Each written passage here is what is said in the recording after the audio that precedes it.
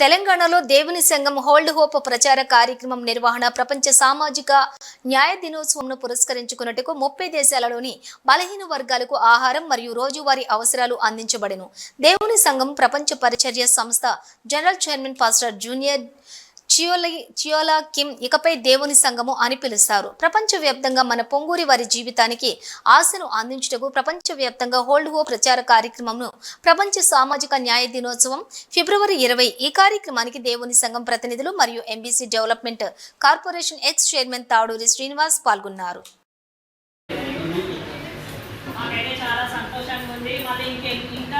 సాయం చేయాలని మేము కోరుకుంటున్నాము.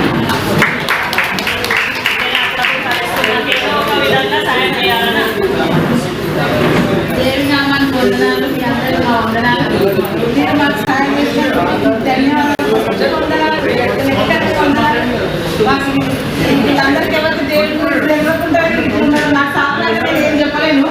మీరు చెప్పినందుకు కొంచెం తెలుసుకున్నారు. దేవుని నామానికి వందనాలు. మీ అందరికీ